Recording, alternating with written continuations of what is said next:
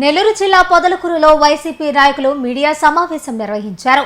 ఈ సందర్భంగా మైనారిటీ నాయకుడు షేక్ అంజాద్ మాట్లాడుతూ సర్వేపల్లి నియోజకవర్గంలో అక్రమ ఇసుక, గ్రావెల్ దందాలు జరుగుతున్నాయని ఆరోపించారు.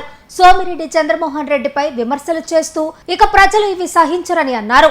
అలాగే కాకాని గోవర్ధన్ రెడ్డి ప్రజల సమస్యలపై సమాధానం చెబుతున్నారని తెలిపారు. సత్యనారాయణ ట్రేడర్స్ లేఅవుట్ పార్క్ స్థలం వివాదంపై గతంలోనే కోర్టులో కేసు వేసినట్లు పేర్కొన్నారు.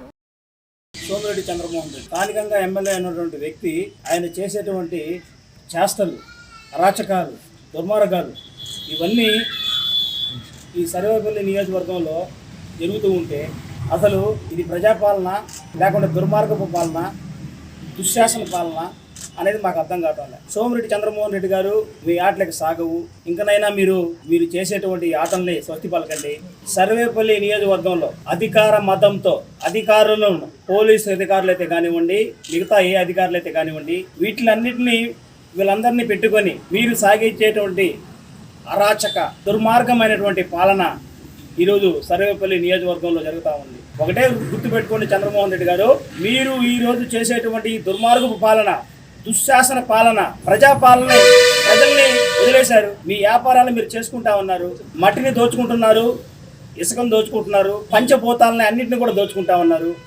మీరు అదే మార్గంలో వెళ్తా ఉన్నారు. కానివ్వండి, మీరు కానీ సమాధానం చెప్తాడు, ప్రజల కోసం పనిచేస్తాడు.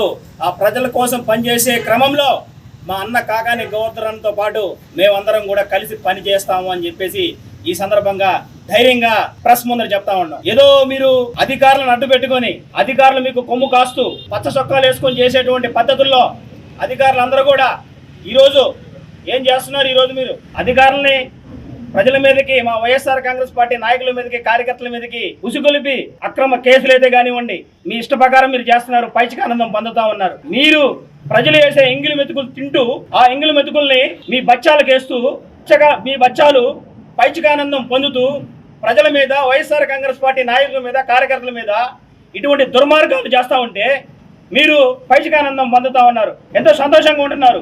ఈ సంతోషం ఎన్నో రోజులు ఉండదు. మీ ఉడతబెడుతులకు ఎవరు ఇక్కడ భయపడరు. మీరు అనుకుంటున్నారేమో కేసులు పెడుతున్నాం అని చెప్పేసి. మీ కేసులకి ఇక్కడ దడిసే వైఎస్ఆర్ కాంగ్రెస్ పార్టీ నాయకుడు ఎవరు లేరు. ఇక్కడ ఉండేది కాకాని గోవర్ధన్ రెడ్డి గారు. ఇక్కడ నాయకుడు ఉండేది కాకాని గోవర్ధన్ రెడ్డి గారు. ఆయన సైన్యం ఉంది ఇక్కడ. ఎవరం కూడా భయపడం. ఒకటే గుర్తుపెట్టుకోవాలి. మీరు పొదలకూరులో నలుగురు బచ్చాలను పెట్టుకొని ఆ బచ్చాల చేత మా నాయకుడిని విమర్శిస్తే మేమందరం కూడా భయపడతాం అనుకుంటున్నారా? రేపటి పరిస్థితి ఏంది మీది? మీకే దిక్కు లేదు. మీ కింద వాళ్ళకి ఏం దిక్కు ఉంటుంది? గ్రామస్థాయి నాయకుల పరిస్థితి ఏంటి? రేపు ఇటువంటి అరాజకాలు చేస్తూ ఉంటే మీరు ప్రజల్లో మీరు మనగలరా? ఇవ్వడగలరా? అసలు మీరు రాజకీయం చేయగలరా? మీకు అధికారం ఇచ్చింది దేనికి? మీకు ప్రజల కోసం, ప్రజలు పడేటువంటి ఇబ్బందుల్ని సరిచేయడానికి మీకు అధికారం ఇచ్చారు. కానీ మీరు ఏం చేస్తున్నారు? వైఎస్ఆర్ కాంగ్రెస్ పార్టీ నాయకుల మీద, కార్యకర్తల మీద ఇష్టం వచ్చినట్టు కేసులు పెడుతున్నారు. ఏదో నావురుపల్లిలో ఈరోజు రైతులు పాపం స్తంభాల కోసం అర్జీ పెట్టుకొని మెరబెట్టుకొని అతనికి లంచం రూపంలో 40,000 రూపాయలు డబ్బులు ఇచ్చినా కూడా ఆ డబ్బులు తిరిగి ఇవ్వమని అడిగితే మండలంలో పెత్తనం చేసేటువంటి నాయకుడు సోమిరెడ్డి ఆదేశాల మేరకు పోలీస్ స్టేషన్లో వాళ్ళని పిలిపించి ఇష్టానుసారంగా రైతులను కొడతారా? రైతులు కొట్టే అధికారం మీకు ఎక్కడిది? మీ అధికారులకు ఎక్కడిది? రైతుల కోసం అహర్నిశలు ఈరోజు రైతులంటే అపారమైన గౌరవం ఉన్నటువంటి మా నాయకుడు కాకాని గోవర్ధన్ రెడ్డి గారు, రైతులు పడే కష్టాలు తెలిసినటువంటి మా నాయకుడు కాకాని గోవర్ధన్ రెడ్డి గారు, రైతులకు ఏం కావాలన్నా పనిచేసి పెట్టేవాడు మా నాయకుడు కాకాని గోవర్ధన్ రెడ్డి గారు. మరి మీరు ఏం చేస్తున్నారు?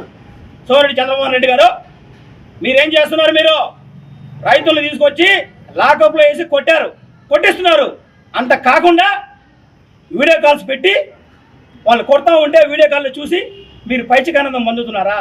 ఇదే మీ పరిపాలన? ఇటువంటి పరిపాలన కోరుతున్నారా ప్రజలు? ఇటువంటి దుర్మార్గపు పాలన అంతమొందించే రోజు దగ్గరలోనే ఉంది. సర్వేపల్లి నియోజకవర్గంలో మీ పప్పులు అడుగు. ఇక్కడ ఉండేది కాకాని గోవర్ధన్ రెడ్డి గారు. ఈరోజు రైతుల కోసం, రైతుల శ్రేయస్సు కోసం, రైతుల అభివృద్ధి కోసం పాటుపడేటువంటి మా నాయకుడు కాకాని గోవర్ధన్ రెడ్డి గారు రైతులకు అన్యాయం జరిగిందని చెప్పేసి పోలీస్ స్టేషన్ ఎదుట వచ్చి మండు టెండలో 1-2 గంటల సేపు ధర్నాను కూడా చేశారు. అది మా నాయకుడికి ఉండేటువంటి చిత్తశుద్ధి. మరి మీరేం చేశారు? రైతుల్ని ఇష్టానుసారంగా కొట్టి పైచికానందం పొందుతారా? అన్ని రోజులు ఒకేలాగా ఉండవు. రేపనే రోజు ఒకటి ఉంది. ఈ రోజు ఒక విధంగా ఉండొచ్చు, రేపు ఇంకో రోజు కూడా ఉంది. ఆ రోజును మీరు గుర్తుపెట్టుకుని మసిలితే బాగుంటుంది. అలాగే స్పష్టమైన 2 సమాచారాలు అయితే మాత్రం పత్రికాముఖంగా మా ప్రజలకు తెలియజేయాలి. సర్వేపల్లి నియోజకవర్గ చరిత్రలో, జిల్లా చరిత్రలో ఎక్కడైనా లేఅవుట్లకి డబ్బులు తీసుకున్న దాఖలాలు ఉన్నాయా?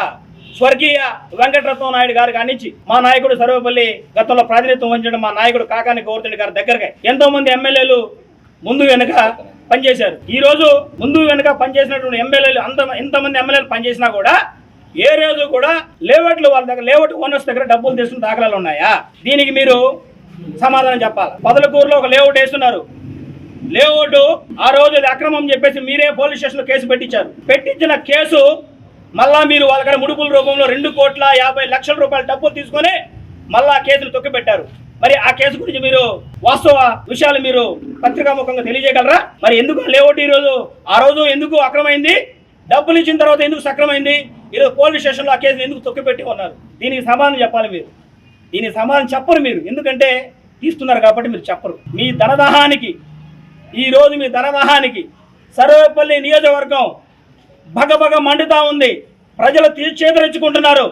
మీ పట్ల, మీ కూటమి పాలన పట్ల ప్రజలు ఆశ్రయించుకుంటున్నారు. పెన్షన్స్ లేవు, స్థానికంగా ఉండే ఏ పని కూడా జరిగే పరిస్థితి లేదు.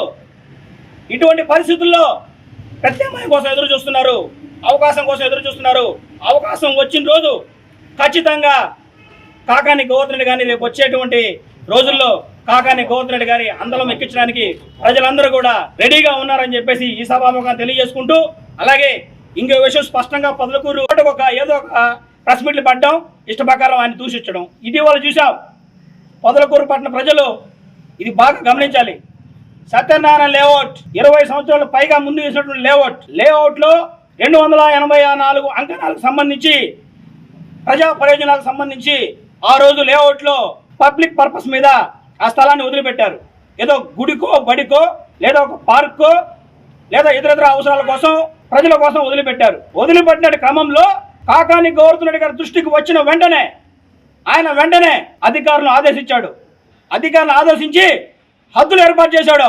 హద్దులు ఏర్పాటు చేయడమే కాకుండా బోర్డు కూడా నాటించి, అలాగే ఎవరైతే దాన్ని ఆక్రమించుకోవాలని చెప్పి అనుకున్నారో, వాళ్ళు ఎవరైతే భావించారో వాళ్ళ మీద కూడా హైకోర్టులో గ్రామ పంచాయతీ తరఫున కేసు వేయించి దాన్ని ఆయన గోవర్ధన్ రెడ్డి గారు కాపాడడానికి ఎంతో కృషి చేశాడు. చెప్పండి, చుట్టుపక్కల పరిసర ప్రాంత ప్రజలకు చెప్పండి, సత్యనారాయణ లేఅవుట్లో నివసించే ప్రతి ఒక్క ప్రజానీకం చెప్పండి, ఆ స్థలాన్ని కాపాడే బాధ్యత కాకాని గోవర్ధన్ రెడ్డి గారు అని చెప్పండి అని చెప్పారు. ఈ సభాముఖంగా మీ అందరూ కూడా తెలియజేస్తా ఉన్నా. మస్తాన్ బాబు ఏంది, మీరు కదా మాకు లైన్ మ్యాన్, మీరు ఏఈ గారు అని నేను అడిగితే ఆయన ఏం చెప్పాడు? మాకు ఇంకొక మాట అన్నాడు ఆయన, వీళ్ళు తాగి కరెంట్ ఆఫీస్కి పోయారు అన్నాడు. మా నాన్నకు కానీ మాకు కానీ అలవాటు ఉందా? మా ఊర్లో మనిషివే కదా నువ్వు, మేము ఎప్పుడన్నా తాగేది నువ్వు చూసావా? అయితే నాకు కానీ మా నాన్నకు కానీ ఆ అలవాటు లేదు. నీకు మీ నాయకుడికి ఉన్నట్టు నన్ను విమర్శిస్తావా? అయితే ఇంకో మాట అన్నాడు ఆయన, మీ అంతు చూస్తాను అని నేను అన్నానండి.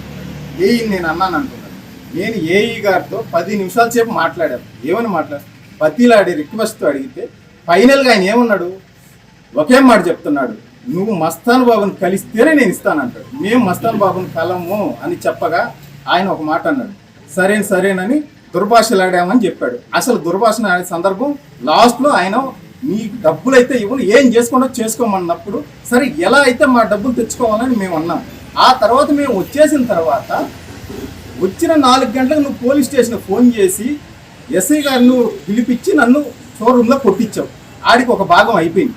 ఆ తర్వాత మళ్ళీ నువ్వు మీ నాయకులను పంపించి బాగా కొట్టలేదని చెప్పి మళ్ళీ ఆ రూమ్లో తీసుకొచ్చి మళ్ళీ నువ్వు ఎస్ఐ రూమ్లో తీసుకొచ్చి కొట్టించావు ఆడికి. ఆ తర్వాత మళ్ళీ నువ్వేం చేసావు? నేను ఇప్పుడు విలేజ్లో ఏం చెప్తున్నావు? నేను కొట్టిలేదని చెప్తున్నావు. నిన్నటి రోజున నేను కొట్టిలేదని చెప్తున్నావు.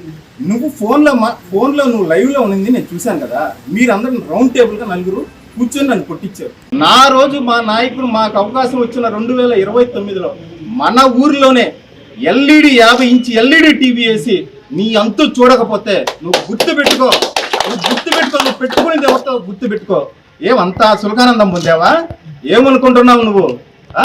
ఒక బీసీగా నేను నీ మీద గెలిచినోడిని, నేను గెలిచినోడిని. అయితే నీకంత ఆక్రోషమా?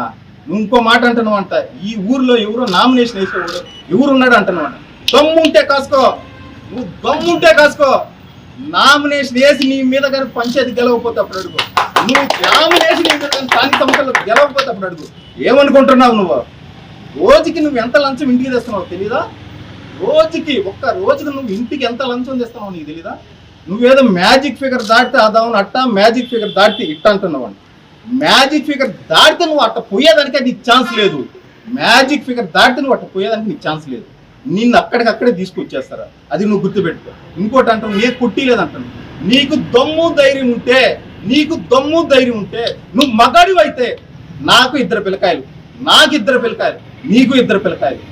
నువ్వు ఎక్కడ పిలిస్తే అక్కడికి నేను నా పిల్లకాయని తీసుకొని వచ్చి ప్రమాణకం చేపిస్తా. నువ్వు చేపీగలవా? నన్ను కొట్టించింది కాక నేను కొట్టిలేదని చెప్తావా? మన విలేజ్లో నువ్వు ఎన్ని సర్వీసులు ఆపనో నీకు తెలీదా? ఏమి సర్వీసుల్లో కూడా భాగాలు కావాలి నీకు. రైతు సర్వీసుల్లో భాగం కావాలి. నువ్వు బియ్యం తిట్టలేదా? రోజు నైట్ స్తంభాలు తోలండి. నైట్ బియ్యం నువ్వు తిట్టలేదా? ఎట్టా తోలుతారా? ప్రతి డిపార్ట్మెంట్ వాళ్ళు నాకు చెప్తారు. ఒక కరెంట్ వాళ్ళు మీరు ఎందుకు నాకు చెప్పలేదని నువ్వు ఏడీని తిట్టలేదా? ఆ రోజు ఏడీని తిట్టలేదా? రాస్తావా? ప్రమాణకం చేస్తావా నువ్వు? ఇదేనా మీ అరాచకు? ఇతను వచ్చేసి కమిషన్ కోసం గుర్తుపడే భాస్కర్. ఇతను నాటి నుంచి కాకాని గోవింద గురించి మాట్లాడేది. ఇతను బోర్ వేస్తే బోర్కి లైన్ వేయకుండా నీళ్లు పడకుండా దానికోసం కమిషన్ కోసం గుర్తుపడేవాడు భాస్కర్. ఇతనే మా నాయకుడికి కాకాని గోవింద గురించి మాట్లాడేది. కరువు పనిలో దొంగ సంతకాలు పెట్టించుకొని దొంగ డబ్బులు తినే కక్కుర్తివాడు ఈడ మాట్లాడే కాకాని గోవింద గారి గురించి. నేనేదో మాట్లాడతాడంట ఏమని, గ్రామం గురించి. గ్రామంలో నా స్థలం ఉంది, అక్కగూడు కారణాన్ని కొన్నానని. మహానుభావుడు ఆయన పేరు ఎందుకు గడపడతారా? ఆ స్థలం వచ్చి గ్రామాన్ని, గ్రామం తరఫున బుడుగు రవాణా దగ్గర కొన్నారని. బుడుగు రవాణా దగ్గర రావు చెన్నైకి కొంటే అది ఆ రోజుల్లో రజకులకి, అంటే బట్టుకే వాళ్ళకి మాకు లేరని చెప్పి ఆ స్థలం గ్రామం తరఫున మనిషికి 90 రూపాయలు డబ్బులు వేసుకొని గ్రామం కొన్నాం. కానీ ఈరోజు వచ్చి నాకు ఆ స్థలము నేను తీసుకుంటాను, నేను అమ్ముకుంటానంటే మీరు రండి, గ్రామంలోకి రండి. అది ఎవరి స్థలం? గ్రామం అనగండి, గ్రామం చెప్పొద్దు. మీరందరూ రండి. అంతేకాని గ్రామం నేను తీసుకుంటాను, ఆ స్థలం నాది, నేను కొనుక్కున్నాను, ఇంకే లేదు మన అబద్ధాలా? ఏమై భాస్కర్, ఇదే నీతి.